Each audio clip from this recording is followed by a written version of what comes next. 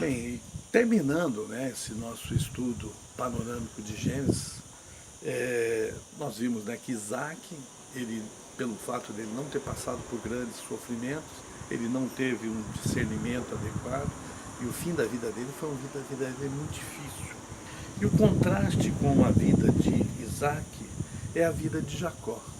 Jacó, ele não era uma pessoa boa como Isaac era. Pelo contrário, ele era um usurpador, ele era um lutador, e ele sofreu muito, e ele lutou muito com Deus.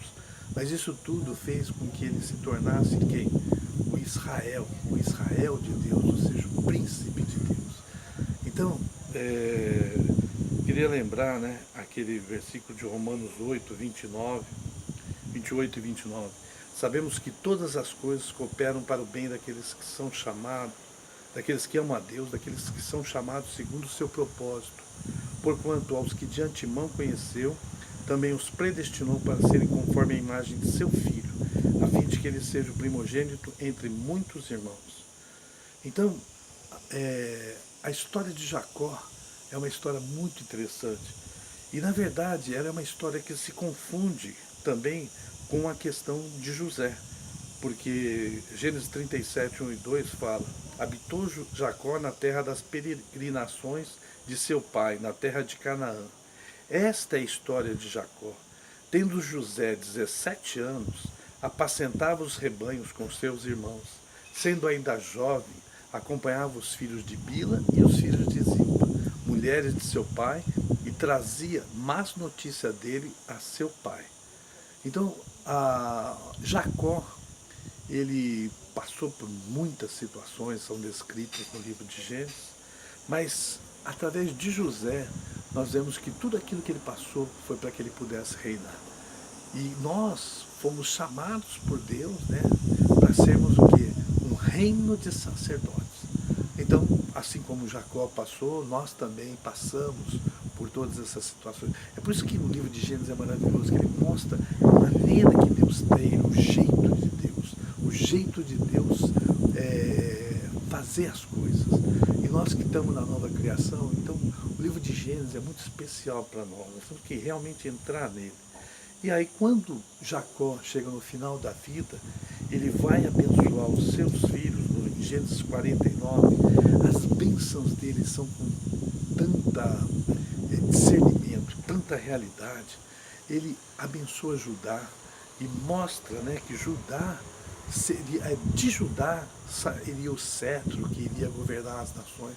Judá não era um filho que nem José. Depois ele tem também uma bênção para José, porque José herdou a porção dobrada da terra.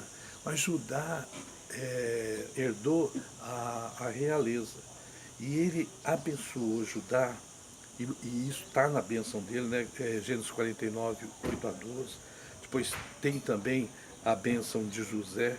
Mas no caso de Judá tem um caso muito interessante, que isso é mostrado no capítulo 38 de Gênesis, que Judá, ele, para ter uma descendência, ele precisou do auxílio da nora dele, que era a Tamar.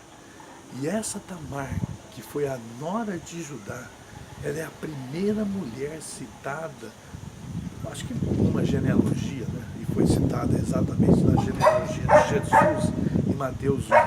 Então isso nós queremos também abordar quando nós estudarmos Mateus. E tudo isso mostrando que Jacó, por todas aquelas coisas que ele passou, ele pôde se tornar uma pessoa bastante utilizada por Deus e passou também a ser uma pessoa que tinha muito discernimento. E ele teve uma vida de muito sofrimento, mas a morte dele foi uma coisa maravilhosa. Gênesis 49, 33 fala: terminando com tendo Jacó, acabado de dar determinações a seus filhos, recolheu os pés na cama e expirou, e foi reunido a seu povo.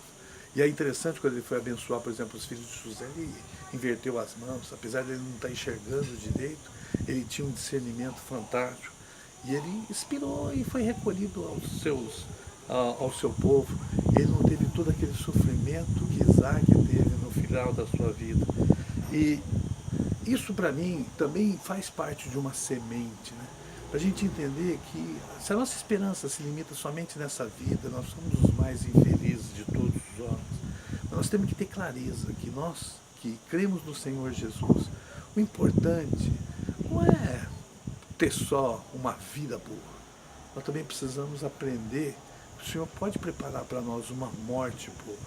E se nós formos uma pessoa que tivemos aquilo que o Senhor quis nos dar durante todo o nosso tempo, talvez não precisamos ter problemas no final da vida para ficar 65 anos numa cama, como ficou Isaac. Então aqui eu gosto assim, desse caso, né, da morte de Jacó, me lembra, né, os versículos de Filipenses, capítulo 1, 19 a 21 e 23. Paulo falando, né, porque estou certo de que isso mesmo, pela vossa súplica e pela provisão do Espírito de Jesus Cristo, me redundará em libertação, segundo a minha ardente expectativa e esperança de que em nada serei envergonhado.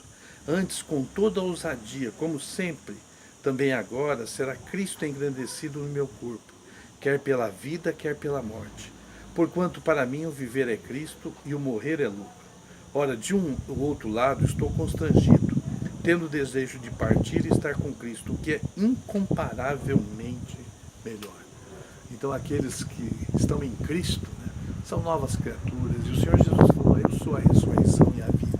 Quem crê em mim, ainda que morra, viverá. E quem vive e crê em mim não morrerá eternamente.